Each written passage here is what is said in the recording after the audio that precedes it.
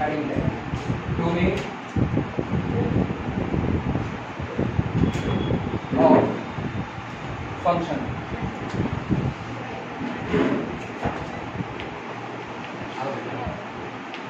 Domain of function इसमें लिखना if f from a to b, if small f from a to b, लेकिन ये याद रखना कैपिटल A और कैपिटल B दो के दोनों नॉन इम्पटी सेट हैं, ठीक। इम्पटी सेट पर फंक्शन नहीं डिफाइन होगा। If f from a to b is a function,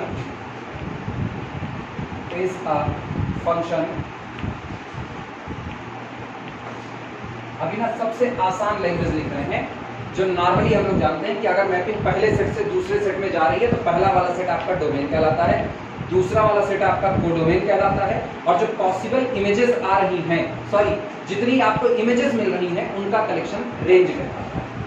if f from a to b is a function then capital A is called, then capital A is called, तब ये जो पहला वाला set आपका capital A है is called domain of f, domain of f, comma करके लिखना, represented by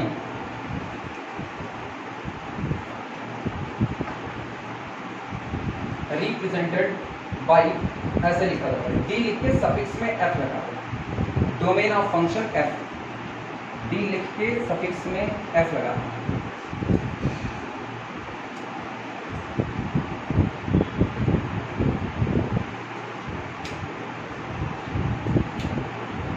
ये हुआ, ठीक। अब आते हैं जनरलाइज्ड डेफिनेशन पर। ये तो सबसे सिंपल जो हम लोग नॉर्मली पढ़ते हैं ये वो डेफिनेशन है। अब जनरलाइजेशन क्या है? चल रहा है? हाँ चल रहा है। 2 मिनट 11 सेकंड लिखना। इन अदर वर्ड, दूसरे शब्दों में,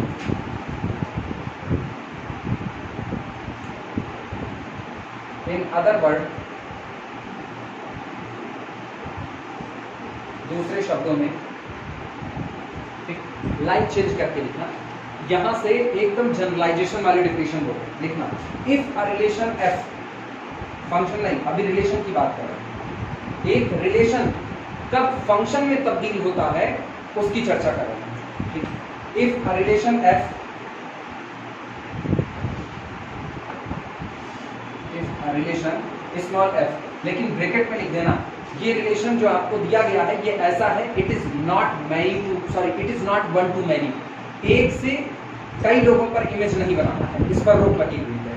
if a relation f, bracket में लिखना not one to many, not one to many.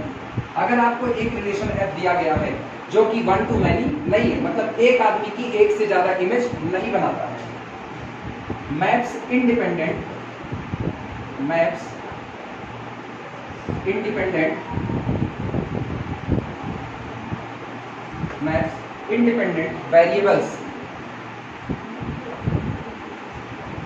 Independent variables belong to the capital X। ये इंडिपेंडेंट वेरिएबल को मैप करता है, और जितने इंडिपेंडेंट वेरिएबल हैं वो बिलोंग किससे कर रहे हैं, दिए गए सेट कैपिटल X से कर रहे हैं, ठीक। To dependent variable,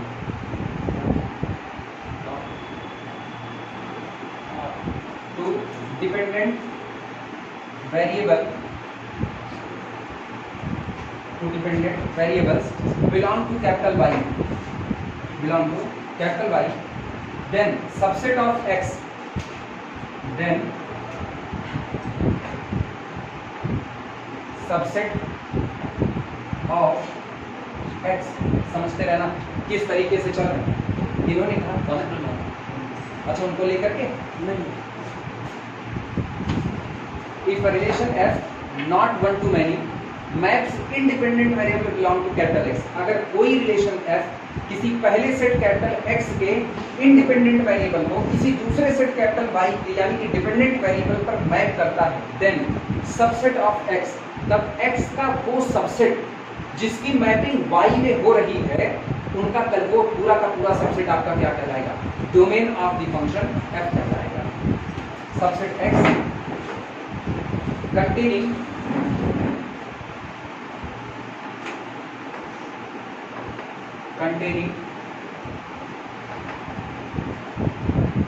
small x belong to the capital X, containing small x belong to the capital X, for which जिसके लिए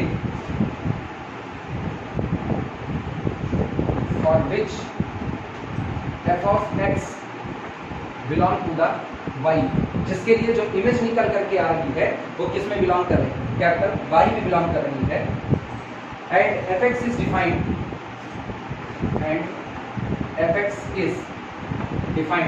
पहले लैंग्वेज लिख लो फिर समझाते हैं। fx is defined ब्रैकेट में लिखना रियल एंड फाइनाइट, ये याद रखना। पूरी बातें रियल के सेंस में हो रही है, इसीलिए जो भी fx की वैल्यू आएगी वो रियल आनी चाहिए, और रियल आने के साथ साथ कैसी, फाइनाइट आनी चाहिए। Real and finite is called domain of f, is called domain of f,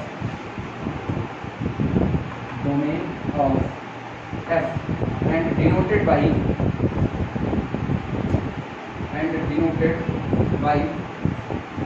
df, इस तरीके से denoted by df। ये जनरल डेफिनेशन है, इसके 3-5 से घबराना मत, बस ये बड़ी है, समझने में आसान।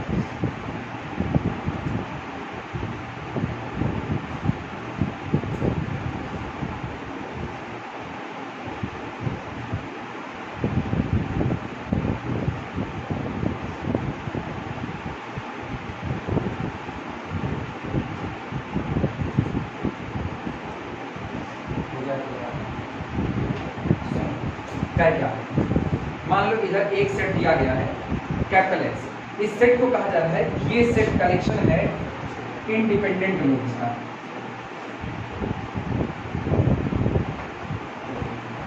Independent variables x1 x2 x3 x4 so on, ऐसे ही चलते जा रहे हैं। इसके बाद दूसरी तरफ एक सेट दिया गया है डिपेंडेंट नोड्स का, दिस इज y, और ये कलेक्शन है डिपेंडेंट वेरिएबल का,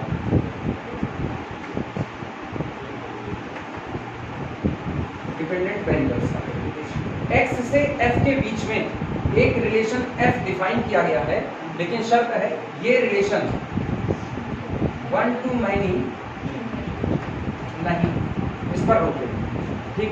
तब ये कह रहे हैं कि f इनके जिन जिन मेंबर को यहाँ पर मैप करेगा, कैपिटल x के यानी डिपेंडेंट सेट के जिस जिस मेंबर को यहाँ पर मैप करेगा, उन मेंबर को छांट लो। ये मेंबर जो ये कलेक्शन निकल कर रहे हैं, that collection is called the domain of the function. ये इस f के लिए किसका काम करेगा, डोमेन। ये जितना हिस्सा तुमको y नजर आ रहा है, ये पूरा का पूरा y कौन होगा, कोडोमेन। इसमें x डोमेन नहीं है, ये याद रखना, x डोमेन नहीं है, बल्कि x के वो कलेक्शन जिनकी इधर मैप हो रही है, वो कलेक्शन इसमें से काट करके निकाल लो। ये जो टुकड़ा आया, ये टुकड़ा आपका क्या होगा, domain of the function f होगा, और ये जो पूरा हिस्सा निकल कर आया, ये आपका क्या होगा, y, ये आपका कोडोमेन होगा। और जितनी इमेज आ रही है उस इमेज को काट करके निकाल लो, ये आपका क्या होगा, रेंज होगा। अब इससे ये ना कंफ्यूज होना कि उधर कुछ छूट गया तब तो मैपिंग ही नहीं है ना, यहाँ मैपिंग की बात ही अभी काम है। अभी उसने f को क्या कहा, रिलेशन, इसीलिए तो वो डोमेन को इंडिपेंडेंट लोगों का सबसेट कह रहा है। अगर इसने पूरा कह दिया होता, गौर करो, अगर इसने पूरा कह दिया होता कि पूरा का पूरा x डोमेन है, तब तो डोमेन का कोई भी मेंबर छूटना नहीं चाहिए, और तब तो ये पहले ही गारंटी दे दी है कि यह आपका क्या होगा, फंक्शन। अभी हम रिलेशन की नजरिए से किसकी तरफ आ रहे हैं, फंक्शन की तरफ। तो पहले कोई चीज रिलेशन होती है, वो फंक्शन में कब बदलती है, ये डिफिनेशन उस बात की तरफ है। ये डिफिनेशन बिल्कुल अलग है, इसको कह सकते हो ये ट्रेडिशनल डिफिनेशन है जो पुरानी चली आ रही है। अब जो हम लोग पढ़ रहे हैं ना, ये कट कॉपी पेस्ट वाला, फटाफट वाला, या mapping from A to B where A is the domain, B is the codomain and collection of all output known as the range। ये आपका फास्ट फूड वाली डिफिनेशन है, ओरिजिनल डिफिनेशन ये, क्योंकि फंक्शन पहले नहीं आता, सबसे पहले कौन आता है, रिलेशन। उस रिलेशन को बदला जाता है किसमें, फंक्शन में बदला जाता है। अभी क्लियर है? तो ये कह रहे हैं if a relation f not one to many maps independent variable belong to capital X, अगर कोई रिलेशन f किसी इंडिपेंडेंट वाले कलेक्शन के एलिमेंट को मैप कर रहा होता है to the dependent variable belong to Y, Y में बिलोंग करने वाले डिपेंडेंट वेरिएबल पर मैप कर रहा होता है, तो subset of X containing small X belong to X, तो कैपिटल एक्स का वो सबसेट जो अपने पास उन x को रख रहा है जिन x के लिए fx किसके पास है, y के पास है, वो कलेक्शन आपका क्या कहलाता है, डोमेन कहलाता है, और इसको रिप्रेजेंट करते हैं d सफिक्स में इसका। अभी क्लियर है, कंफ्यूज तो नहीं होगे कि यहाँ हाँ 1 to many नहीं है, ये जो होता है ये 1 1 होता है, ठीक है। अब किस सुना, ये जो होता है ये 1 to many होता है, लेकिन अब ये फंक्शन नहीं, अब ये कौन है, रिलेशन है। हमने इसी पर रोक दिया क्योंकि फंक्शन कहता है एक आदमी की केवल और केवल कितनी इमेज बननी चाहिए, एक ऑब्जेक्ट ट्रांसफॉर्म होगा केवल कितने पर, एक पर ट्रांसफॉर्म होता है, तो इसीलिए हमने रोक दिया कि आप कुछ भी हो जाएं, कुछ भी, लेकिन 1 to many नहीं, many to 1 हो सकते हैं, उसमें रोक टोक नहीं है, many to 1 हो सकते हैं। रियल लाइफ का एग्जांपल, मास्टर कई होते हैं, सब गणित के कहे जाएंगे अगर सारे लोग गणित पढ़ाते हैं, तो हर आदमी अलग अलग है, लेकिन सबकी इमेज केवल एक ही बन रही है, किसका मास्टर है, गणित का मास्टर। बायो के सारे टीचर एक जैसे अलग अलग हैं दिखने में, ठीक, लेकिन उनके लिए बातें क्या कहेंगी, किसके टीचर हैं, बायो के टीचर हैं। जो वैकेंसी निकलती है, सोचो वैकेंसी में आपको बांट देता है और बांटता है तो सबकी केवल कितनी इमेज बना रहा है, एक, सारे लोगों की एक इमेज। इसीलिए ना जो वैकेंसीज आती हैं इनको अगर कहा जाए तो ये जिस फंक्शन को निर्माण करेंगी वो फंक्शन आपका कैसा होगा, many to 1, ये अलग अलग नहीं करने वाला। पता चले एक पोस्ट मैथ की, एक पोस्ट केमिस्ट्री की, एक ही पोस्ट किसकी, किसी भी सब्जेक्ट की, अब भर्ती में एक आदमी एक पोस्ट पाएगा, लास्ट में फाइनल स्टेज सोचो 1-1 हो जाता है। लास्ट में फाइनल स्टेज जब आपको नियुक्ति मिल रही होती है तो एक कॉलेज में एक पोस्ट पर एक आदमी नियुक्त होगा, लेकिन जिस वक्त तक फॉर्म पड़ रहा होता है उस वक्त तक आप कैसे हो, many to 1, क्योंकि उस वक्त पता चलता है एक फॉर्म के पीछे 10,000 लोग हैं, वो सारे लोग उसी एक सीट पर अपना दावा ठोक रहे हैं, जो बैठ गया 1 to 1 करेस्पॉन्डेंसी लेते, उसकी इमेज बन गई, और जो नहीं हुआ उसकी इमेज नहीं बनी। दिए तो थे फेल हो गए, तब ये कहा जाएगा एग्जाम दिए तो थे फेल हो गए, इमेज भी क्या बन रही है, नल सेट की तरफ बन रही है।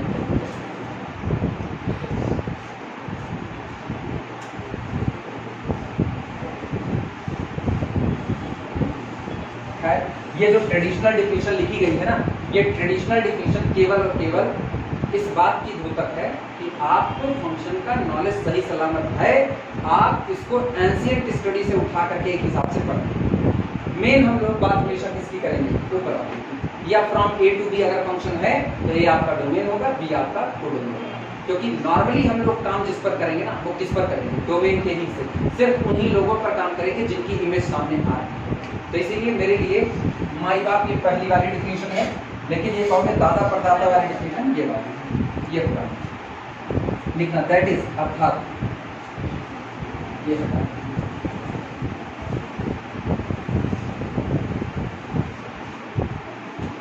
That is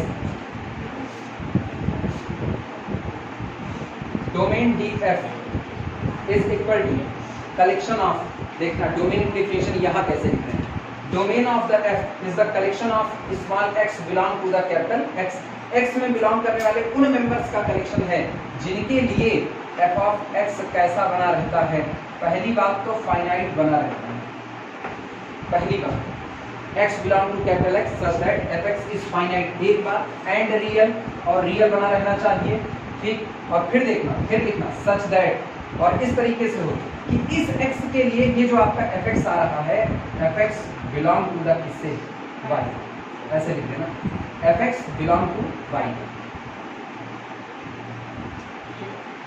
अगर कोई रिलेशन इस बात को फॉलो करता है वो रिलेशन फंक्शन में होता है, लिख देना last time, and hence, and hence, अब गौर करना कैसे लिखा जाता है, f from,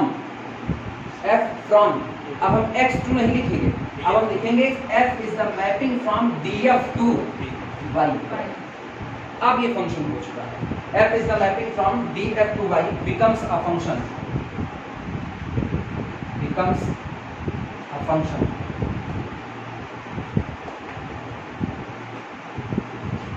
ये एक्चुअल डिफिनीशन है।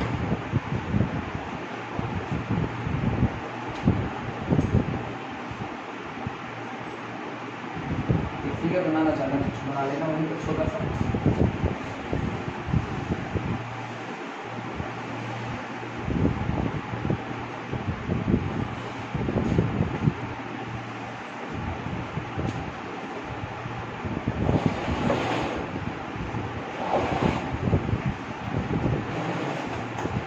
इधर है सेट ऑफ इंडिपेंडेंट वेरिएबल्स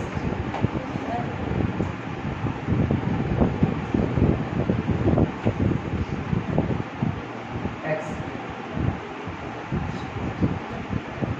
ये रहा df, दैट्स द डोमेन। इसके डोमेन के पास कौन मौजूद होगा? Small x। इधर होगा set of dependent variable, set of dependent variable, और इसमें कुछ बंटवारा नहीं, इसमें केवल और केवल क्या कर देना? y। ठीक, अच्छा, इसमें इस x की जितनी इमेज आ रही है वो यहाँ पर बैठेगी। यस,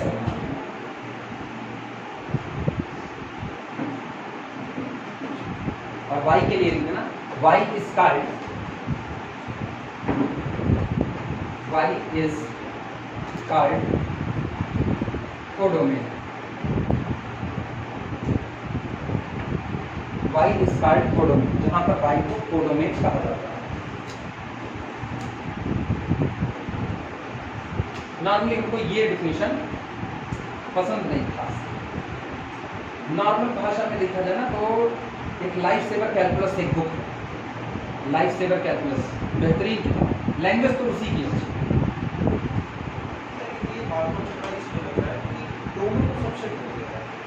होता है, आप रिलेशन से आ रहे हैं, रिलेशन को फंक्शन में बदला जा रहा है। मजे की बात सुनना, इधर देखना, अगर किसी ने कह दिया ना fx is equal to 2/3 minus X, ये किसी ने ऐसा लिख दिया fx is equal to 2/3 minus X, और इसके लिए उसने x दे दिया। गौर करना, x is the collection of x such that x belong to, गौर से देखना, x belong to 1 2 3 4 5 6, बस ये दे दिया। तो ये रिलेशन वास्तविकता देखो, ये रिलेशन है, ये फंक्शन नहीं है। अभी जो उधर डिफाइन किया गया ना वो फंक्शन नहीं हो सकता। अब तुमसे सामने वाला सवाल करेगा, अभी इसका सवाल करवाएंगे कि इस दिए गए रिलेशन को कुछ ऐसा कीजिए कि ये फंक्शन में बदल जाए, इसको कुछ ऐसा कीजिए फंक्शन में बदल जाए। तो आप कहेंगे फंक्शन में होने का मतलब है हर पॉइंट की एक ही इमेज आनी चाहिए, पहली बात। दूसरी बात ये कि जिस जिस पॉइंट को आप अपने पास रखना चाहते हो, उस फंक्शन में रखना चाहते हो, उस पे आपका फंक्शन वेल डिफाइंड होना चाहिए, यानी आपका रिलेशन वेल डिफाइंड होना चाहिए। तो आप गौर करो, 1 रखो, 1 3 माइनस 1 कितना? 2 आया। इमेज कितनी दिया? 2/2, 1 दिया। ठीक है, अभी x इज इक्वल टू 1 की इमेज किस पर गई? 1। अब की 2 रखो जरा, 3 में से 2 गए 1, 2 की इमेज किस पर गई? 2 पर गई। जरा 3 रख करके देखो अनडिफाइंड हो गया कि नहीं। तो इसका मतलब ये रिलेशन 3 पर कैसा है? अनडिफाइंड। और रिलेशन को तब्दील करना है किसमें? फंक्शन में। तो पहला काम करो, x में से टुकड़े काटो। देखो x से टुकड़ा, 1 मेरे हिस्से आएगा, मेरा काम बनेगा। 2 हमारे हिस्से आएगा, काम बनेगा। क्या 3 आएगा? नहीं, 3 को यहीं पर छोड़ दो। छोटा 4 रख करके देखो, 3 में से 4 गए, -1, 2/-1 कितना? -2।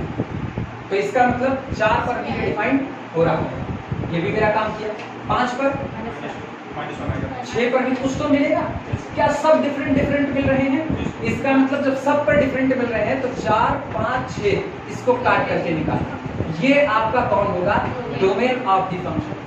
लेकिन अभी रुको, पॉसिबल अभी कंफर्म नहीं, ये डोमेन पॉसिबल हो सकता है। अब आना जरा, किसी ने y कहा, ये इमेज जहां जा रही है उसकी दुनिया बनाते हैं।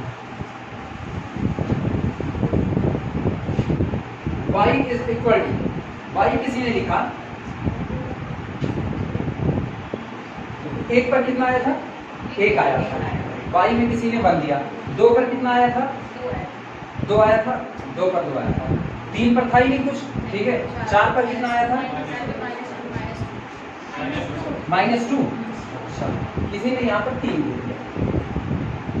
अब 5 पर कितना आया था? -1। 4। अगला 6 पे कितना आया था? -2/3। बंद, इस पर बंद किया, ठीक। आप गौर करना, अभी तक जो पॉसिबल था अब वो डोमेन ही नहीं, अब नहीं होगा। रीजन वाई उसने चढ़ा दिया, वो आपको इनमें से उन एलिमेंट को चुराना है जिनकी इमेज उस सेट में नजर आए। इमेज भी बननी चाहिए, ऐसा ना हो कि जिस सेट में आप इमेज लेकर के जा रहे हो वहां आपकी चीजें मौजूद ही ना। सोचो 1 पर जब आप 1 भरते हो तो वहां इमेज मिलती है कि नहीं? इसका मतलब 1 पास होगा। 2 भरते हो तो वहां इमेज मिलती है कि नहीं? ये पास होगा। 4 भरते हो तो इमेज मिलती है भाई, पहले यहाँ से 4 भरने पर 3 पर तो वैसे अनडिफाइंड था इसलिए 3 को डिलीट किए थे। 4 भरो तो कितना आ रहा है? -2। क्या वहां पर है? नहीं है। अब की 4 को डिलीट हुआ। 5 भरो, नहीं है। 6 भरने पर जो मिल रहा है वहां नहीं है। तो वास्तविकता में मेरा डोमेन सिर्फ और सिर्फ कितना है? 1, 2। और क्या ये इस दिए गए x का सबसेट है कि नहीं? अब डोमेन आपको मिला, ये डोमेन है, ये कौन है? वो डोमेन है। और इनमें से इमेज को छांट लो, वो कौन होगा? रेंज होगा। अभी क्लियर हुआ? तो ये जो तुमको नजर आ रहा है, ये जो सामने नजर आ रहा है, ये किसी रिलेशन की हिस्सेदारी कर रहा है कि आपको इन लोगों पर रिलेशन दिया गया है, आपने इनमें से उनको छांट लिया जिन पर ये वेल डिफाइंड रहता है, छांट लिए। तो जब जिस पर ये वेल डिफाइंड रहता है उनको छांटने पर हमको मिला पॉसिबल डोमेन मिला। लेकिन अभी वो पॉसिबल डोमेन है, बनेगा तब जब आप देखोगे कि जो कोडोमेन दिया गया है उसमें किसकी किसकी इमेज जा रही है। तो इसमें से पता चलता है कि भैया 4, 5, 6 आंसर तो दे रहे थे, लेकिन कोडोमेन जो वहां दिया गया था उनमें वो वैल्यू एग्जिस्ट नहीं कर रही थी। तो क्या आप इसको डोमेन में ले सकते हो? ये 4, 5, 6 को डोमेन में ले सकते हो? नहीं ले सकते। इसलिए नहीं ले सकते क्योंकि इनको लेने पर आपको कोई इमेज मिलने वाली नहीं है। और आपसे कहा जा रहा है आप इस रिलेशन को बदल दो, किसमें? फंक्शन में। तो फंक्शन में तो हम तभी बदल सकते हैं जब डोमेन के हर पॉइंट की एक यूनिक इमेज मिल रही हो। अच्छा रुको, कंफ्यूज हो गए सब, सारी चीजें कंफ्यूज कर देते हैं। ना ना ना, खुद से नहीं माने, हम एक सवाल के अकॉर्डिंग चल रहे हैं। सबको बताते हैं, घबराओ मत, बता रहा हूँ, सुनो। अच्छा आपकी ध्यान से देखना, किसी ने x हमको दिया 2, 4, 6, 8, 10, ये किसी ने x दिया। y देखो हमको दिया था, y इज इक्वल टू हमें दिया गया 1, 2, 3, 4, 5, 6, बस इतना दिया, ये दिया गया। और कह दिया कि f एक रिलेशन है जो कि x से किसके बीच में डिफाइंड है? y के बीच में। और इस तरीके से डिफाइंड है कि जब f किसी x पर काम करता है तो जो रिजल्ट देता है वो रिजल्ट दिखता है 2/2 - x, ये देता है। क्या दिया उसने? ठीक। अब वो कह रहा है कि आप इसको इस तरीके से डिफाइन कीजिए कि ये रिलेशन ना रह करके फंक्शन हो जाए।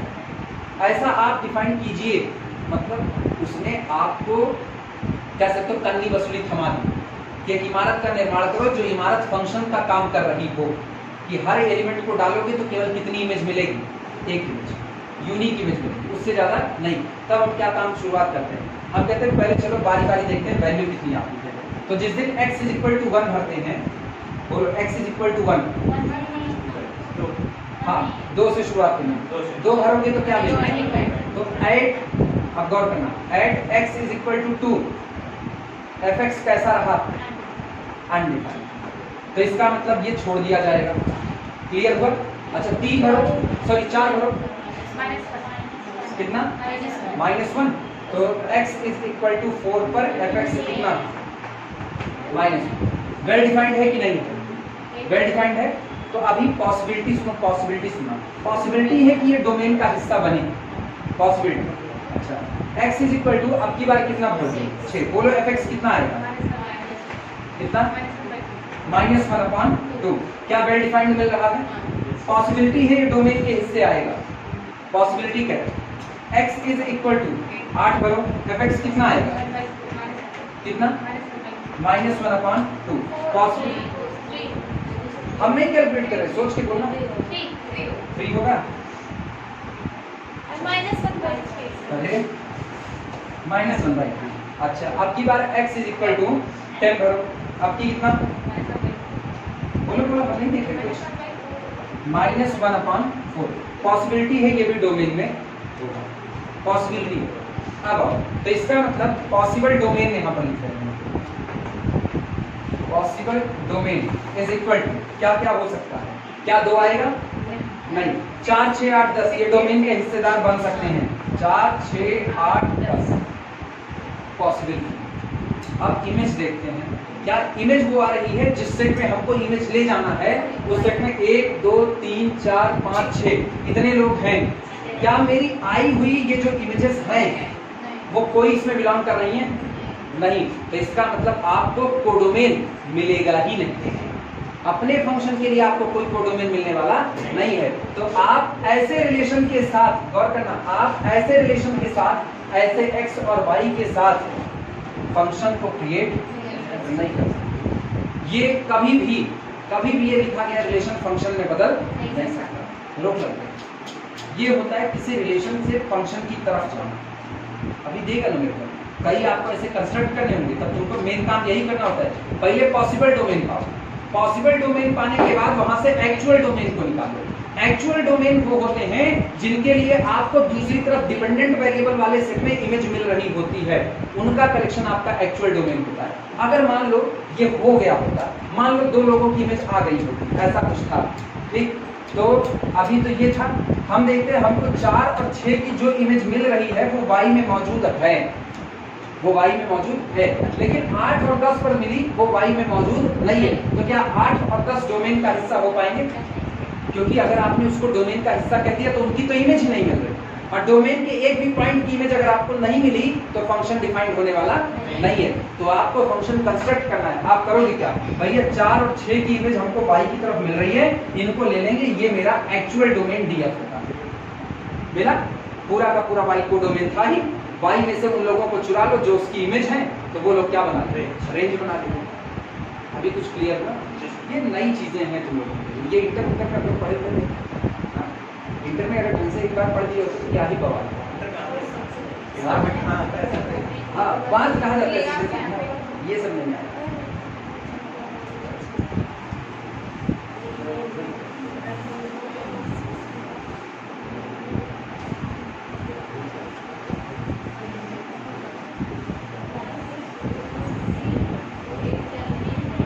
भाई वो जुड़े हुए हैं मेरे साथ इस पे सोशल नेटवर्किंग साइट पे जुड़े हैं, वो पेंसिल्वेनिया से पीएचडी, ठीक है, 1976-72 के आसपास, पता नहीं क्या था, हमको डेट वोट नहीं याद उनकी पीएचडी की, लेकिन आप बहुत पुराने पीएचडी हैं, प्रेजेंट टाइम उनकी एज जो है वो भी 70 75 80 के इर्द गिर्द जोड़ रही है।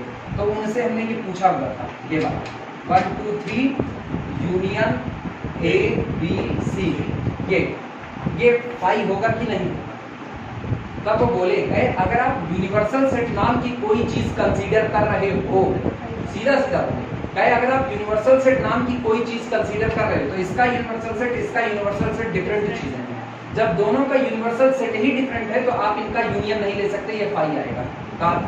लेकिन फिर उन्होंने कहा कि थ्योरी कहती है यूनिवर्सल सेट नाम की कोई चीज होती ही नहीं, क्योंकि यूनिवर्सल सेट का बनना सीधा अपोजिशन है रसल पैराडॉक्स का।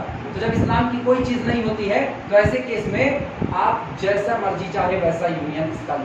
तब जो वेल डिफाइंड करेक्शन अभी ऐसे नॉर्मली लिखा जाए 1 2 3 A B C, ले क्या यूनियन, किसी ने कहा ये सेट आपने किस रूल से बनाया है, तो मेरे पास कोई रूल नहीं है इसको बनाने का, और जबकि सेट के बारे में कहा जाता है set is the well defined collection of, आप तय कर सको कि उसमें कौन कौन आएगा, कौन कौन छोड़ दिया जाएगा, इसके लिए आपके पास कोई रूल होने वाला नहीं है। तब आप कहते हो ना, तब आप यूनिवर्सल सेट कंस्ट्रक्ट करते हो, गौर करो इसका यूनिवर्सल सेट कौन होगा, इसका यूनिवर्सल सेट होगा 1 2 3 A B C, और अब एक ही यूनिवर्सल सेट में दोनों आ गए, अब इसका यूनियन पॉसिबल है इतनी देर के बाद, अदरवाइज इसका यूनियन पॉसिबल, इसका यूनियन क्या लिखा जाएगा 5।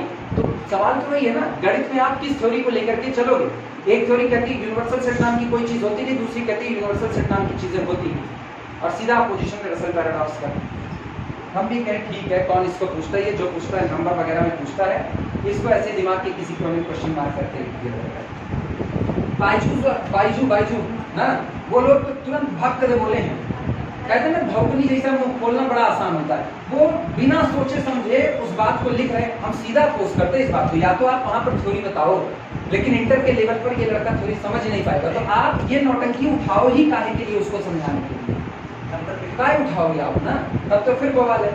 ऐसे ही उस दिन का जो सेट था वो curly bracket number 1 comma number 2 और उसी के अंदर में सेट में 1 2 बन गया। जब या तो उस डिफिनेशन को इनकार कर दो, set is the well defined collection of object, इनकार करो, आप एक ही सेट को बनाने के दौरान नंबर भी मर्ज कर रहे हो, सेट भी मर्ज कर रहे हो, और जबकि सेट का कलेक्शन जो होता है, जो सेट का कलेक्शन वो सेट होता है, वो पावर सेट दिखता है आपको कि power set is the collection of set. तो जब सेट का ही कलेक्शन लोगे तो उसमें जरूरी भरकर नंबर कहां से डालोगे आप, फिर तो रूल ही नहीं डिफाइंड होगी।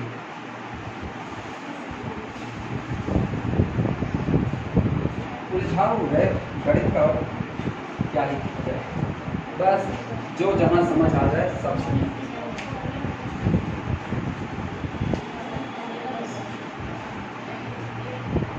लिखना डबल स्टार करके लिख देना, बोले डबल स्टार करके लिखना। डोमेन हो चुका है, कोडोमेन हो चुका है, रेंज की बारी है, रेंज के लिए लैंग्वेज लिखना। The range is the set, the range is the set, किसी फंक्शन की रेंज क्या होती है ये बता रहे हैं। The range is the set of all outputs, the range is the set of all outputs, range जितने भी पॉसिबल आउटपुट हैं, ठीक, जितने भी आपके आउटपुट मिल रहे हैं कि आप इस दिए गए फंक्शन fx में x को भर रहे हो, यहाँ पर आपको आउटपुट मिल रहा है, फिर आपने x2 भरा तो यहाँ पर आपको एक और आउटपुट मिला, फिर जितने आउटपुट निकल करके आ रहे हैं, जो आपके रिजल्ट आ रहे हैं, इन्हीं का कलेक्शन क्या कहलाता है, रेंज कहलाता है। यही लिखा जा रहा है, the range is the set of all outputs that could possibly occurs, that could possibly occurs, that could possibly occurs, जो आपको मिल रहे हैं आउटपुट, उन्हीं का कलेक्शन आपका क्या कहलाता है, रेंज कहलाता है। और करके लिखना, अथवा और collection of all images fx, collection of all images fx,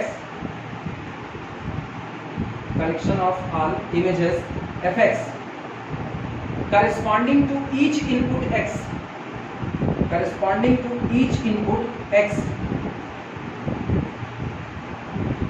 corresponding to each input x is called the range of function, is called the range of the function and denoted by rf, and denoted by rf। जितनी भी image निकल करके आ रही है, उन सारी image को इकट्ठा कर लीजिए, वो जो कलेक्शन निकल करके आया, यानी ना कुछ ऐसा लिखा था, RF is equal to collection of all fx such that x belong to the domain। ये जितनी इमेज आ रही है, सारी इमेज का कलेक्शन कर लो, वो आपका क्या होता है, रेंज होता है। और इसीलिए फिर याद करना उस बात को, चाहे तो अपनी मर्जी से कहीं कॉर्नर पर लिख लेना कि वर्डिंग है उसकी, इन जनरल लिखना मत, पहले सुन लो। In general range is the subset of codomain, in general range is the subset of codomain because, क्योंकि codomain is the possible output, codomain is the possible outputs of the function. आपके function का possible output जो होता है वो आपका क्या होता है, codomain. But range is the actual output of the function, लेकिन जो आपकी रेंज होती है वो आपका एक्चुअल आउटपुट होता है, जो रिजल्ट आपको मिल रहा है। कोडोमेन अपने मार्कशीट पे अगर देखो ना, तो मेरी मार्कशीट पे जो टोटल नंबर चलता है वो बीएससी का फाइनल कितना 1200 चलता है, ठीक। 1200 का आपका टोटल पूर्णांक होता है, जिसको आप कहते हैं, अच्छा हाँ बीएससी की बात, हाँ 18 उल्टा बोल गए, बीएससी करके भूल गए, बीएससी का 1200 ऐसा कैसे बोल दिए? अच्छा हम 2 साल की बीएससी करते हैं, हाँ गड़बड़ है ना। 1800 का टोटल है आपका पूरा, ठीक। ये क्या है? ये कोडोमेन है। हर आदमी सोचता है ना आपकी तीरे मारेंगे 1800 में 1800 नंबर लेंगे, ये आप सोचते हो तो ये आपका पॉसिबल है, लेकिन एक्चुअल क्या है जो आपको इसके ऊपर मिलता है 0 सन्नाटा वाला, वो आपका एक्चुअल आउटपुट होता है, तो वो आपकी रेंज है। कोई कहता है ना कितना नंबर पाए 70%, ये मेरी रेंज है, ये मेरा एक्चुअल आउटपुट है। जबकि कितना पा सकते हो, सामने वाले में कितना पा सकते हो, यार अब की बार 95% लाने की सोच रहे हैं, पापा खुश हो जाएं और मम्मी चाहेंगी तो 98 भी ले आएंगे ना। ये सोचने वाली बात है, एक्चुअल नहीं हो सकता। लिखना चाहो तो लिख सकते हो।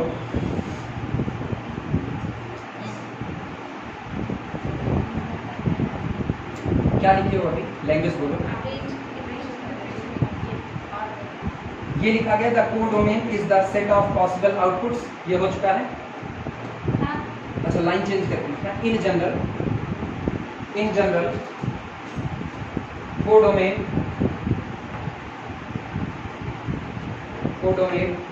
does not equal to range. In general, codomain does not equal to range. In general, codomain does not equal to range because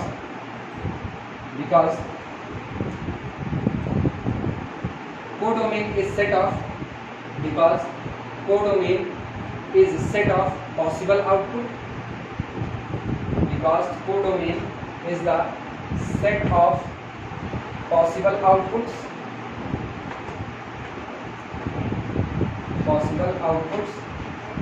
while range is set of actual outputs. ख्वाबों में जीना कोडोमेन है, हकीकत से सामना करना रेंज है।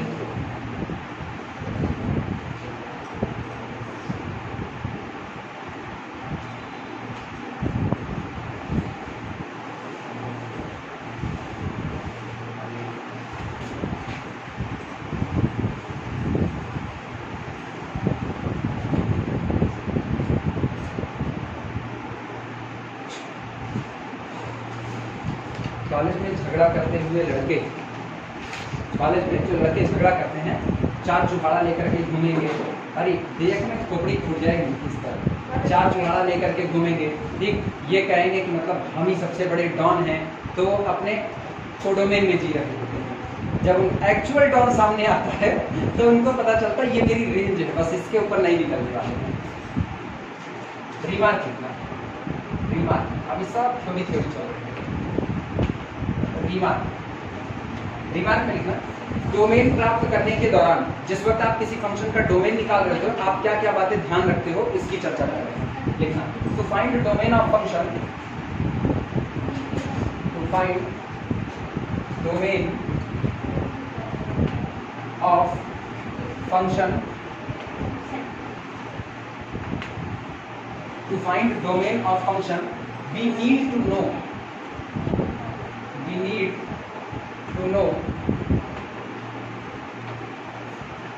dash। पहली बात, किसी फंक्शन का डोमेन निकालने के दौरान हमें क्या क्या चीजें जानकारी के लिए चाहिए वो लिखने चाहिए। सबसे पहला आपको ये चाहिए, when does a function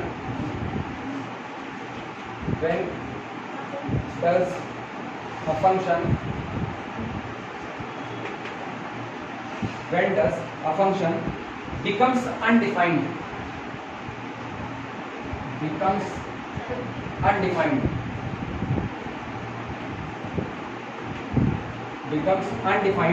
and when it is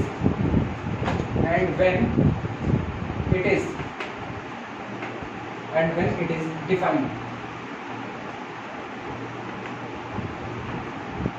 and when it is defined। किसी फंक्शन का डोमेन निकालते वक्त हमें जो सबसे पहली जानकारी चाहिए वो ये चाहिए कि हमको उन पॉइंट की खबर होनी चाहिए कि किस किस पॉइंट पर मेरा फंक्शन अनडिफाइंड होगा और किस किस पॉइंट पर मेरा फंक्शन डिफाइंड होगा। जिन जिन पॉइंट पर मेरा फंक्शन डिफाइंड होगा वो अडॉप्ट किए जाएंगे और जिन पर मेरा फंक्शन अनडिफाइंड है उनको छोड़ दिया जाएगा, वो आपके डोमेन के हिस्सा नहीं होंगे। लिखना इस बात को, दैट इज अर्थात इसका मतलब ये हुआ we need to find हमें आवश्यकता है प्राप्त करने की किसको, उन पॉइंट्स को। we need to find those values of x,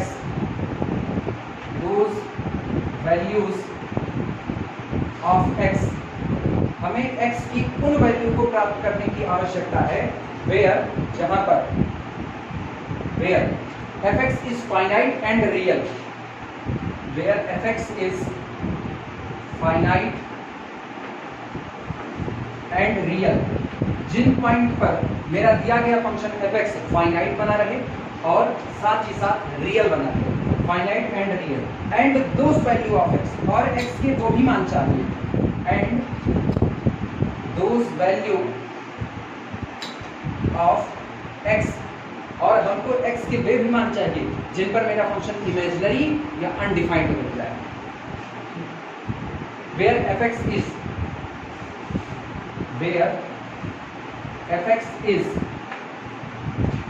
either infinite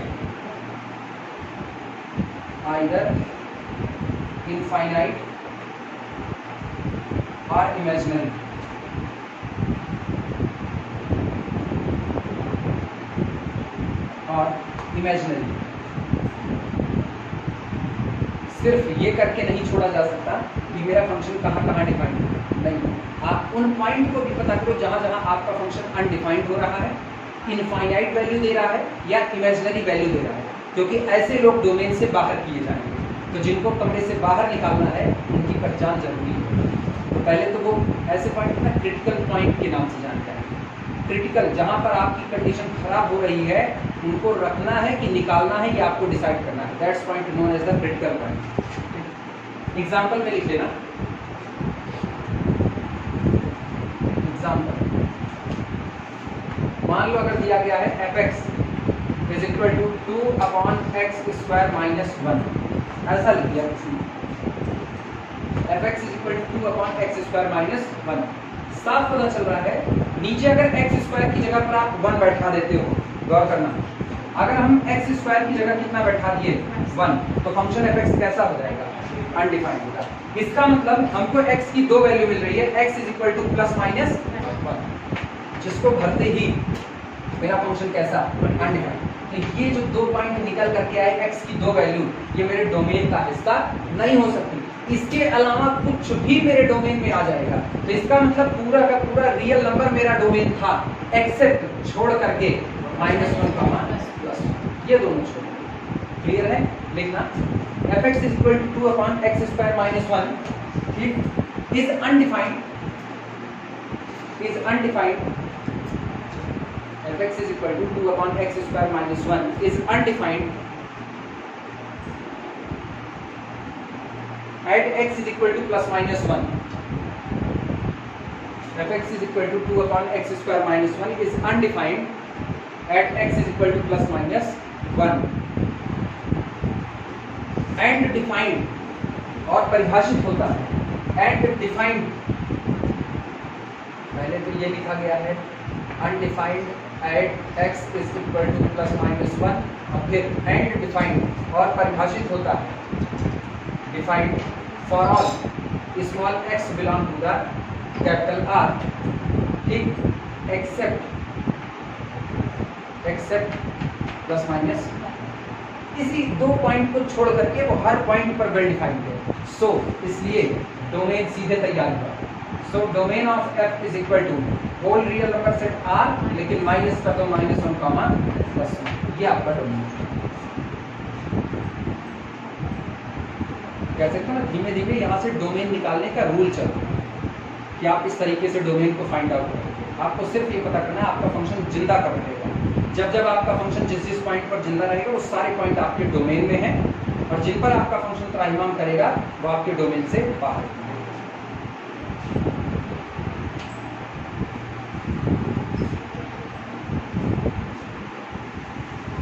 remark में दूसरा नंबर दिखाना, ये तो पहला रिमार्क था। सेकंड लिखना, या देखो एग्जाम्पल और लगा दें, इमेजनरी वाले का एग्जाम्पल लगा दें ना, देखना also fx is equal to under root X minus 1, ये रहा। वो तो अनडिफाइंड की बात है। अब इमेजनरी की बात, इसको आप सुनो, एक चीज गौर करना, x is equal to -3, x is equal to -3, भर के देखो अंदर कितना मिलेगा, अंडर रूट -4 मिलेगा। इसको ये मत कहना कि ये अनडिफाइंड है, ये अनडिफाइंड नहीं है, बल्कि ये कैसा देगा, इमेजनरी देगा। मिला कि नहीं मिला? तो ये फर्क है दोनों में। कई लोग ना तुरंत इसको भी बोल देते हैं, कहते हैं it is defined only when, अब गौर करना क्या किए, it is defined only when x - 1 greater than or equal to 0।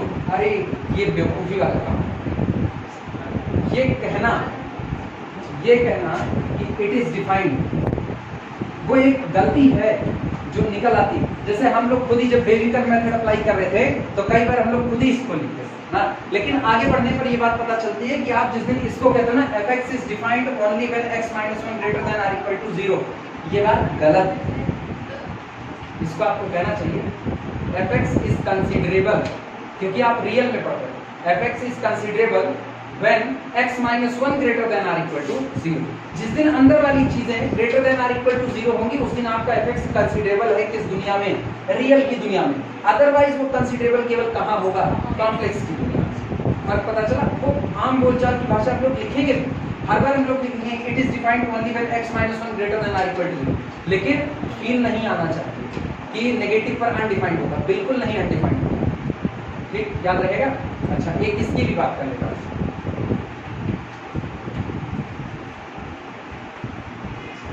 ऐसा किसी ने कहा, या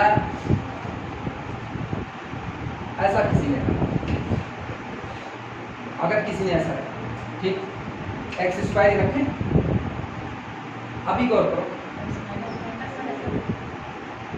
+-1 नीचे रखेंगे, चलो +1 रखो, 1 - 1 कितना, 1 - 1 कितना, क्या अनडिफाइंड बोला जाएगा? इंडिटरमिनेट बोला जाएगा। ये भी कहा 0/0, ये इनडिटरमिनेट, अनडिफाइंड इनडिटरमिनेट के बीच का भयानक अंतर है ना। ये भयानक गलतियां होती हैं अगर आप ये कहते हो कि अनडिफाइंड और इनडिटरमिनेट दोनों एक चीज है। हम पहले भी बोल चुके थे, इसको अभी भी बोल रहे हैं, इनडिटरमिनेट चीजें फ्रेम ऑफ रेफरेंस को चेंज करके डिटरमिनेट हो जाती हैं। जो आज अनिर्धार्य है, फ्रेम ऑफ रेफरेंस चेंज करने पर उसका निर्धारण पॉसिबल है। अगर ना होता तो वो डीएल-हॉपिटल रूल ना होता। जितने इनडिटरमिनेट फॉर्म होते हैं डीएल-हॉपिटल रूल अप्लाई किया जाता है, या तो लॉग लेकर के 0/0 या ∞/∞ लाते हैं, जैसे 1 की इन्फिनिटी हो गया, 1 की इन्फिनिटी को डीएल-हॉपिटल से नहीं लगता, तो हम क्या करते हैं, उसको हम चेंज करते हैं आइदर 0/0 और ∞/∞, और एक बार वो चेंज हो गया तो मेरा डीएल-हॉपिटल रूल अप्लाई हो जाता है। क्लियर है? तो इनडिटरमिनेट का मतलब था अनिर्धार्य, जिसका निर्धारण पॉसिबल नहीं है, बस इतना परिभाषित है। इनडिटरमिनेट चीजें परिभाषित होती हैं, लेकिन अनडिफाइंड चीजों को आप परिभाषित भी नहीं कर सकते। 0 से भाग लगाना, किसी नॉन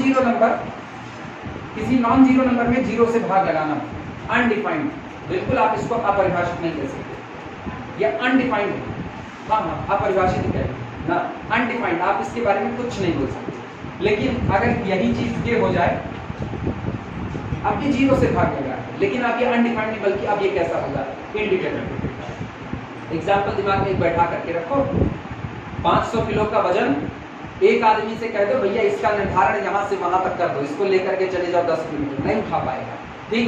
लेकिन अभी उसके लिए वो चीजें इनडिटरमिनेट है, अनडिफाइंड नहीं है। वो जानता है ये चीजें उठेंगी, बस इनमें को उठाने में जितनी ताकत चाहिए उतने मेरे बाजू में दम नहीं है, तो हम वहीं नहीं खड़े होते जहां मैटर बड़े होते हैं, बाकी हर जगह पे। तो ये अंतर है। लेकिन फ्रेम ऑफ रेफरेंस चेंज करो, अब उसी 500 किलो के वजन को उठाने के लिए 20 लोगों को लगा दो। अब 20 लोगों को लगाए ना, तो उस 500 का 20-20 हिस्सा सबको मिला, बढ़ चुका कि नहीं बढ़ा। और अब ऐसी तारीख में जो इनडिटरमिनेट था वो कैसा हो गया, determinate. That's called the change of frame of reference. आपने पूरी आधारभूत संरचना ही बदल दी। इतने ऊपर आने के बाद ना ये सारी चीजें दिमाग में बैठनी चाहिए।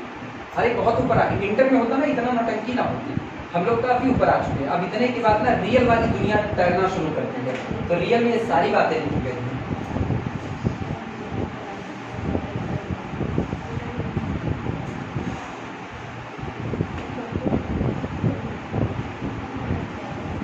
कहाँ तक हुआ था? अरे ये एग्जाम्पल चल रहा था ना, हाँ, ये y is equal to under root x minus 1 gives imaginary value, y is equal to under root x minus 1 gives imaginary value for all small x belong to the, दिमाग चलाना, अंदर की क्वांटिटी नेगेटिव रहेगी, गौर से सुना, अंदर की quantity negative रहेगी, ये इमेजिनरी देगा, और अंदर की क्वांटिटी नेगेटिव रहने का मतलब है ये होल क्वांटिटी कितनी हो जाए, नेगेटिव बनी रहे। तो गौर करो x माइनस 1 लेस देन कितना, इक्वल टू नहीं कह सकते, इक्वल टू करोगे तब तो वो नॉन नेगेटिव हो गया। तो x माइनस 1 इसका मतलब x इज लेस देन 1, इसका मतलब x belong to open interval minus infinity से इतनी दूर में ये क्वांटिटी हमेशा इमेजिनरी बनी रहेगी। तो इसका मतलब रियल नंबर की लाइन का ये जो टुकड़ा आपको नजर आ रहा है, ये टुकड़ा आपके डोमेन का हिस्सा नहीं होगा। पहले इतना लिखो, y is equal to under root x minus 1 gives imaginary value for all x belong to this open interval minus infinity to 1। so इसलिए ये देखना रियल नंबर की लाइन ये रही, यहाँ पर मौजूद है कौन 0, यहाँ पर मौजूद है कौन 1, और कह रहे हैं कि ये इतना जितना भी हिस्सा नजर आ रहा है माइनस इंफिनिटी से लेकर के ओपन 1 तक, इसमें आपकी वैल्यू हमेशा कैसी रहेगी, इमेजिनरी रहेगी। तुम्हारे पास थक हार करके मजबूरी क्या बची, किधर चलने 1 से आगे, लेकिन आपकी 1 पर क्लोज, 1 से लेके इंफिनिटी तक कुछ भी भर दो, ये क्वांटिटी हमेशा जिंदा रहेगी। क्लियर है? तो इसका मतलब डोमेन कौन होगा, सो इसलिए domain DF is equal to closed interval 1 से लेकर के कहां तक, ये आपका डोमेन कौन सा, ये अनडिफाइंड नहीं होगा, कभी नहीं अनडिफाइंड नहीं हो सकता, इनडिटरमिनेट हो सकता है, इंफिनिटी डाल दो x की जगह। आमतौर पे x आपका रियल नंबर है, तो इंफिनिटी तो आप वैसे भी नहीं कर सकते, इंफिनिटी एक केवल सिंबल के तौर पर है।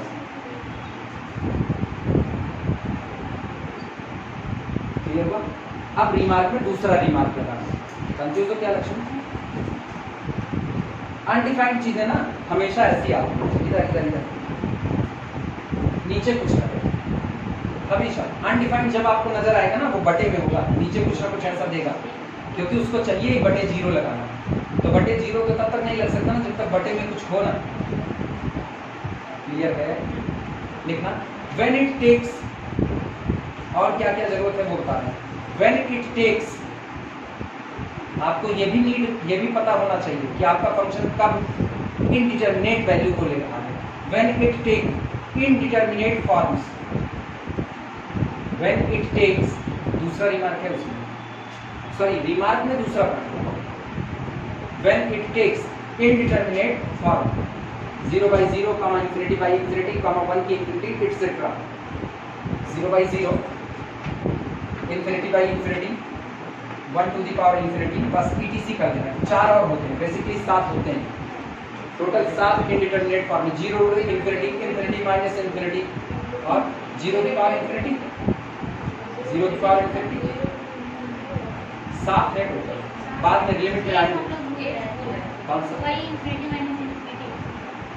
अच्छा, अरे ये नहीं क्या ये 0 आता है, नहीं आता,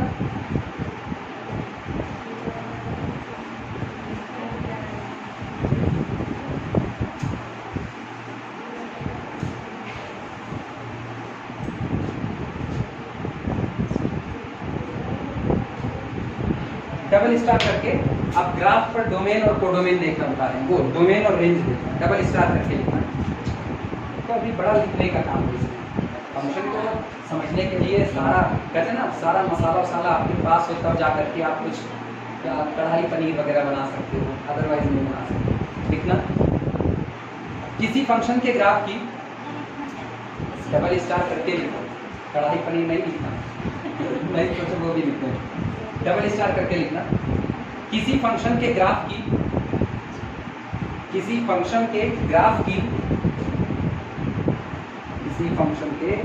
की एक्स एक्सिस पर शैडो या परछाई, किसी फंक्शन के ग्राफ की एक्स एक्सिस पर शैडो, ब्रैकेट में परछाई है ना, अंग्रेजी की हिंदी है वो, ठीक, फंक्शन का डोमेन देती है।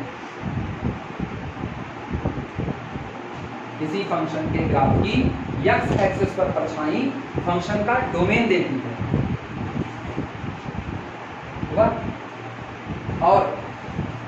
और y एक्सिस पर परछाई रेंज देती है। y एक्सिस पर परछाई वही शैडो रेंज देती है।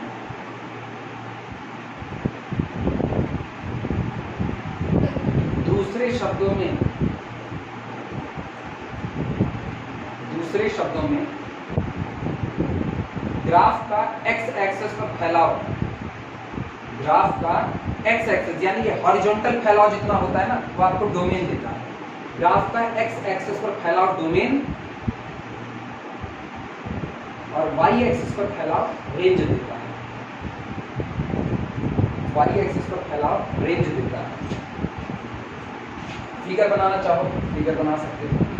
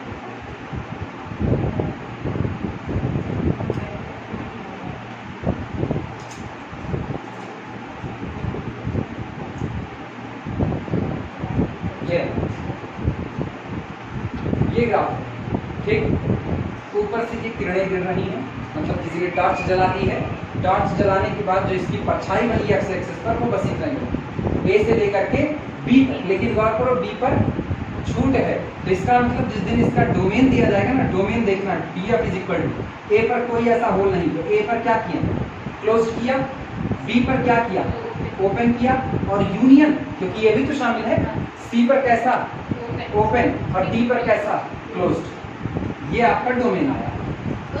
एक्स एक्सिस पर जो आपका फैलाव आया ग्राफ का वो आपका क्या देगा डोमेन। अच्छा इस पर देखना वाई एक्सिस पर इधर वाले हिस्से की, यहाँ भाई इधर वाले हिस्से की, ये बताओ इस हिस्से की जो ये परछाई बन रही है क्या ये बड़ी वाली परछाई में शामिल है कि नहीं शामिल है।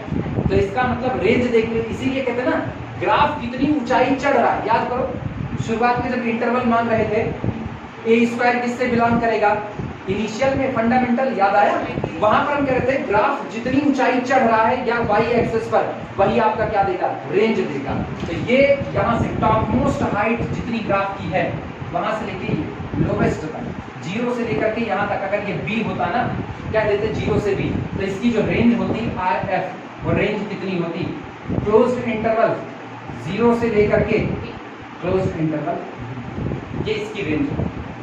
तो y एक्सिस पर फंक्शन की परछाई, सॉरी ग्राफ की परछाई रेंज देती है, और x एक्सिस पर परछाई आपको क्या देती है? डोमेन। ये नोट करो, फिगर बना लेते हैं। Okay,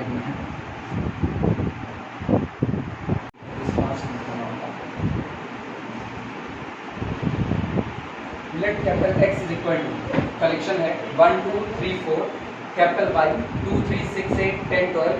Can I define f from x to y as fx is equal to 6 upon x minus 1 is the relation। पहले सेट x से दूसरे सेट y के बीच में एक रिलेशन डिफाइंड है कि fx is equal to 6 upon s minus x minus 1। Find domain of f, range of f and codomain in such a way। आप domain, range और कोडोमेन इस तरीके से निकालिए that f becomes a function from its domain to y, कि यह अपने domain से y में डिफाइंड हुआ एक फंक्शन बन जाए।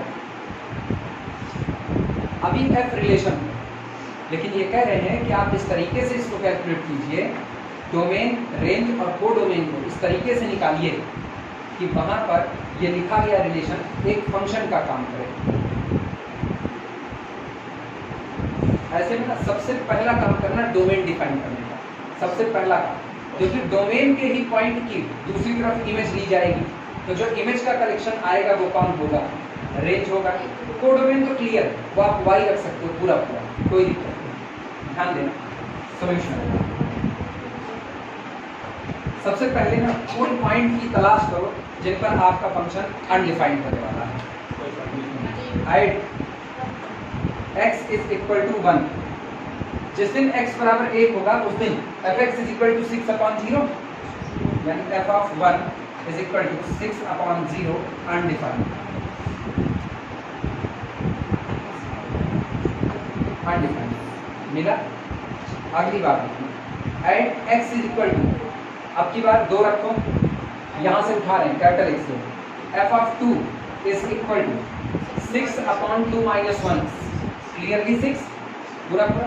अच्छा, तुरंत ये भी चेक करो, क्या ये 6 y के पास है? मौजूद, belong to the y। At x is equal to 3 पर देखना, f ऑफ 3 बराबर कितना आ रहा है? 3 आ रहा है। क्या 3 y के पास है? हाँ, मौजूद है, बिलोंग टू द y। अगले पर आना, x is equal to 4, f of 4 is equal to 6 upon 4 minus 1, यानी 6/3 और 3 दूनी 6, 2। क्या 2y के पास है? Belong to the y। हो गया। आप सुना, तुम लोग तो इसी के ठीक नीचे लिखे होगे ना, यहां से ले करके और यहां तक का हिस्सा, इसको छोड़ा हुआ, ठीक, यहां नीचे इस हिस्से से लेकर के वहां तक जितने भी f ऑफ x है वो वेल डिफाइंड है, पहली बात।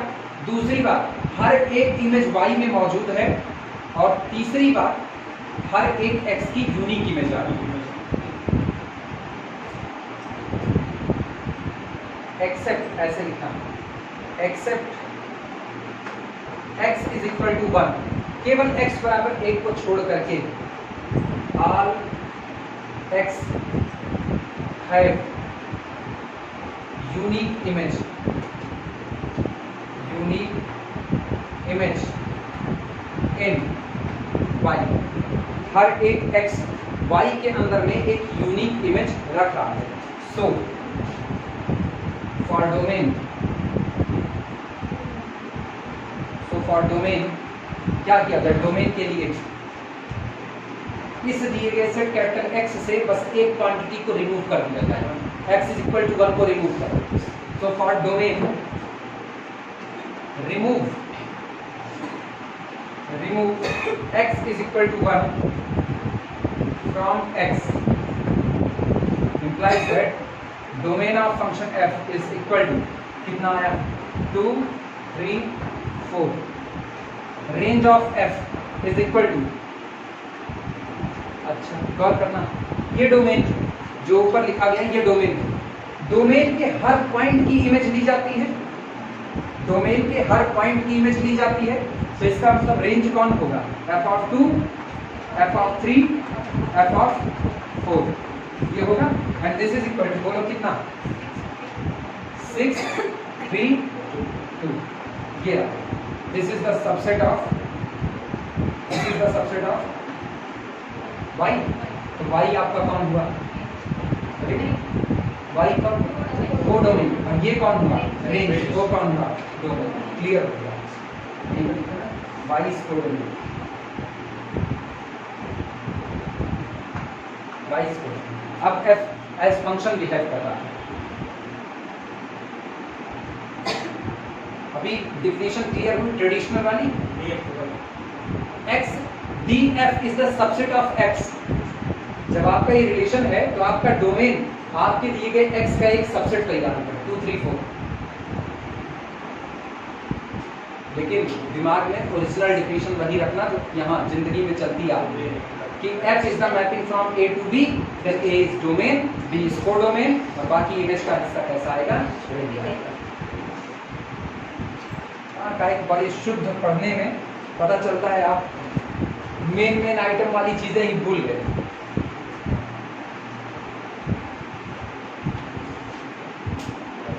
हो गया है, बता दें।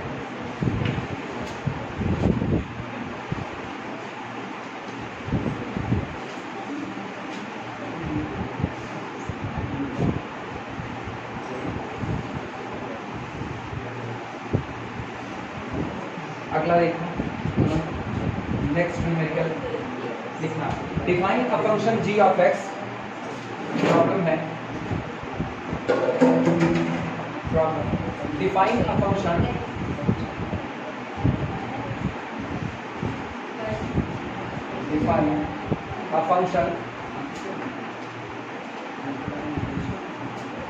g of x is equal to, define a function g of x या from a to r कहेंगे, from a to real number set r। ठीक, defined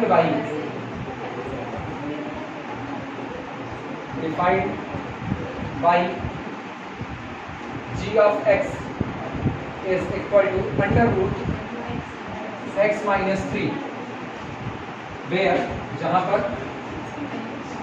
where capital A is the collection of x belong to the real number set capital R such that इस तरीके से है कि 2fx is equal to f of 3x and f of x is equal to, आपको दिया गया है f of x is equal to x square plus 3x, x square plus 3x। find domain and range, find domain dg लिख देते हैं and range of g।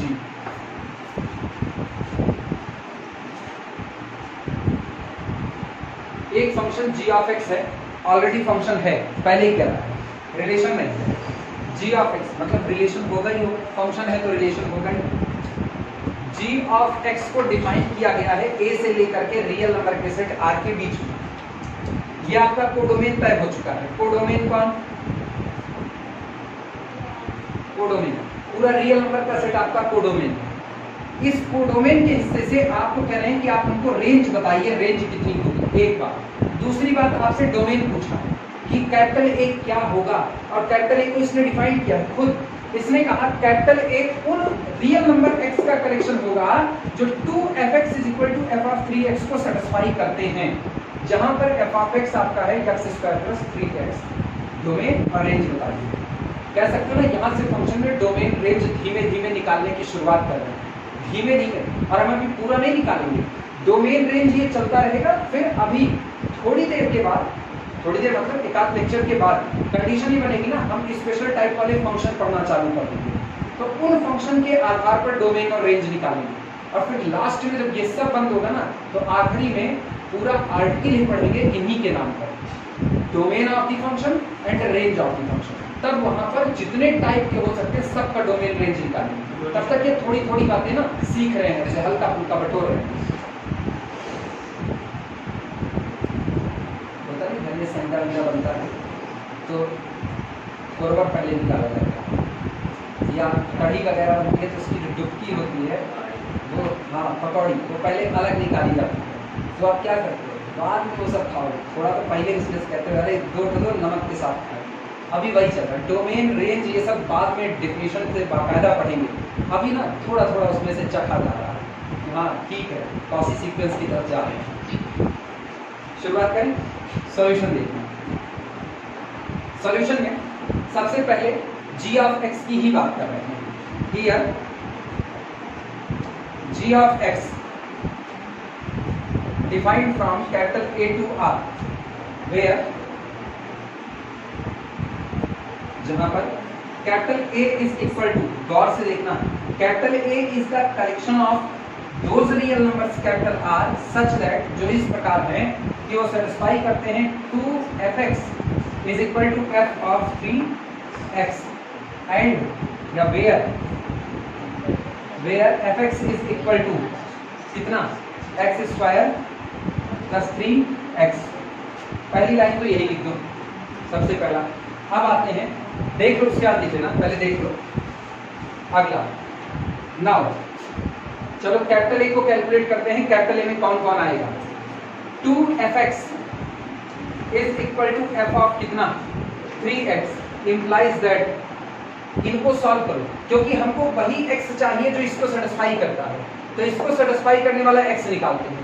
2f(x) is equal to f of 3x, धरो 2 into f of x की value बोलो, x square plus कितना 3x is equal to f of 3x, जहां जहां x है वहां वहां 3, 3x, तो 3 त्रिक का 9, 9x स्क्वायर, 3 भरो 3 त्रिक का 9, 9x हो गया।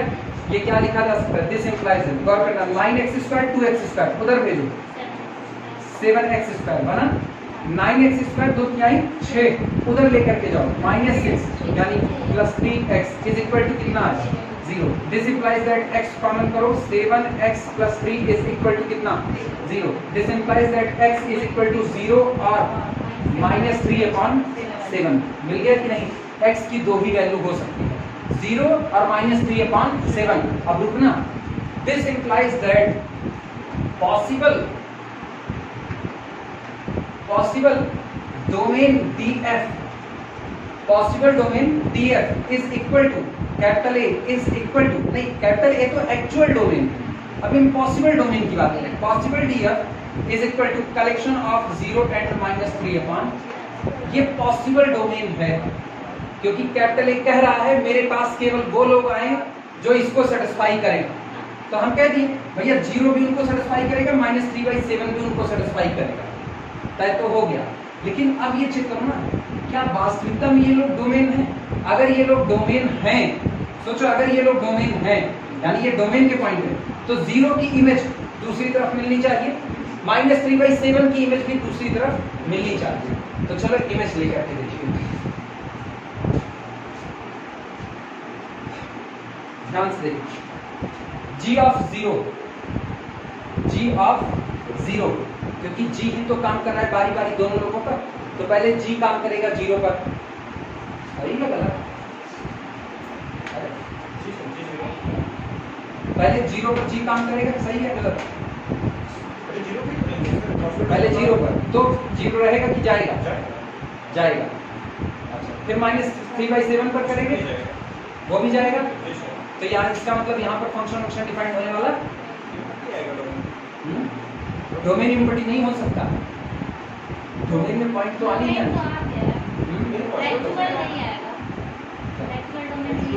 एक्चुअल डोमेन नहीं आएगा। मौका दिए, सोचो, मौका दिए, पॉसिबल डोमेन से एक्चुअल डोमेन की तरफ आना है, टाइम दिए, रोक रहे हैं वीडियो, टाइम दे रहे हैं।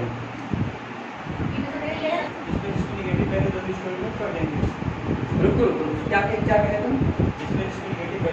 हाँ, डोमेन में बस यही 2 पॉइंट आ रहे हैं, पॉसिबल डोमेन में दोनों ही हो जाएंगे।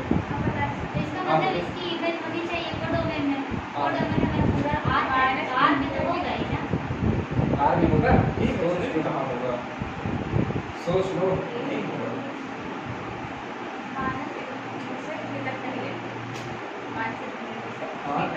नहीं लेंगे, 3 आया था, अरे जरा ये देखो ना, g ऑफ x डिफाइन कैसे है, g of x is equal to under root x minus कितना लिखा 3। अब ये बताओ तुम लोग बोल्डली जवाब दिया करो, जब किसी चीज पे एकदम कंफर्मेशन आती है उसको बोल्डली बोलो। हिचक करके बोलते हो ना तो बुरा लगता है, ये मतलब अभी भी काहे हिचक रहे हो। ये बताओ, ये लोग डोमेन में चढ़ना चाहते हैं, ये लोग अगर डोमेन में चढ़ना चाहते हैं तो इमेज भी मिलनी चाहिए, निश्चित तौर पे इनकी इमेज मिलेगी। कहाँ मिलनी है इमेज? आर में आती है। तो चलो जी किस पर ऑपरेट करता है? डोमेन पर ही तो ना, तो ऑपरेट कराओ जरा जी को। जी ऑफ 0 बोलो कितना आ रहा है? Under root minus 3। Root minus 3 क्या रियल है? इमेजिनरी है ना, तो क्या वो आया? नहीं मिला ना। कोडोमेन आपका पूरा कैपिटल आर है, क्या वो कोडोमेन में आया? नहीं। अच्छा -3/7 चढ़ाओ, अभी भी नेगेटिव। अरे -3/7 -3 7 × 21, अभी भी नेगेटिव है, अभी भी इमेजिनरी है कि नहीं? तो क्या ये जो पॉसिबल डोमेन आया, क्या ये डोमेन बनने को तैयार है? नहीं, क्योंकि इसकी जब आप इमेज निकाल रहे हो तो आपको तो इसकी इमेज ही नहीं मिल रही, इसकी इमेज कॉम्प्लेक्स की दुनिया में बैठ रही है और आनी किसमें चाहिए थी? कोडोमेन में। इसका मतलब ऐसा फंक्शन डिफाइंड नहीं हो सकता। बोल्डली बोलो इस चीज को, नहीं हो सकता। अब देखो, अब चीजें देखना, रुको इसको बदलते हैं थोड़ा सा। -3/7 +3/7 नहीं, उसको सॉल्व करेंगे तो +3/7 नहीं आएगा। +3 करते हैं, किस पर? +3 ऊपर इसको एक वैल्यू देने का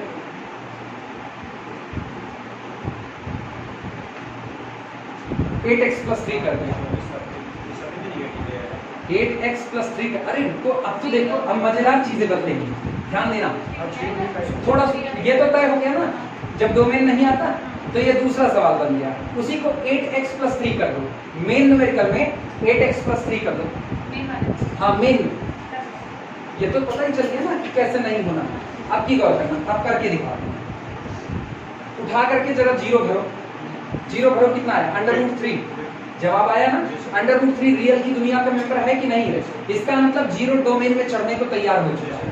तय। अब एक बात सुनना, अब आप भरोगे -3/7, इसका मतलब √8 × -3/7 और प्लस कितना? 3। क्या इस पर आता है कि नहीं? चाहे यहाँ से डिसाइड करो एक बात, और चाहे ऐसे डिसाइड करो। गौर करना, ये कब जिंदा रहेगा? ये कब अपनी दुनिया रियल में जिंदा रहेगा? जिस दिन x - 3 ग्रेटर देन कितना होगा? Greater than or equal to 0। 8x + 3, इसको नहीं बदले, बाकी कोई बदलेंगे। रुको, यहाँ देखना कितने हिस्से। g ऑफ x अब की बार हम लेकर के चल रहे हैं √8x + कितना? 3। और मुझको पता है ये उस दिन जिंदा रह सकता है जिस दिन 8x + 3 greater than or equal to कितना हो? 0। यानी जिस दिन x greater than or equal to -3 कितना हो? 8। सही है गलत? इनइक्वालिटी तो सब अभी तक सही है। अच्छा, इसका मतलब अब ये पता करो ना कि क्या -3/7 -3/8 से बड़ा पड़ेगा या छोटा पड़ेगा? रुको ध्यान से देखना, गौर करना। 3/7 3 रुपए का क्या टुकड़ा मारेगा? 7। और 3 रुपए का क्या टुकड़ा? कौन बड़ा होगा? कंफर्मली ग्रेटर देन। अब रुकना, माइनस करते ही इनइक्वालिटी का साइन चेंज। इसका मतलब -3/7 तो -3/8 से भी छोटा है। और मेरी वैल्यू तब आएगी जिस दिन हम या तो -3/8 भर दें और या तो इससे बड़ा। और जबकि जो आ रहा है ये -3/8 से भी कैसा है? छोटा है। तो क्या इस पर आपको कोई वैल्यू मिलने वाली है? इसका मतलब ये डोमेन में आने को तैयार नहीं है। तो सोचो मेरा एक्चुअल डोमेन क्या आया? Actual domain df is equal to only singleton 0। ये पॉसिबल डोमेन था, एक पॉइंट लेकिन निकल चुका। कौन आया? केवल क्लियर हुआ? और इसी एक, अच्छा ये बताओ, जिस दिन ये सिंगलटन 0 है उस दिन रेंज भी क्या आएगा? रेंज सिंगलटन सेट आएगा कि नहीं आएगा? Range is the collection of output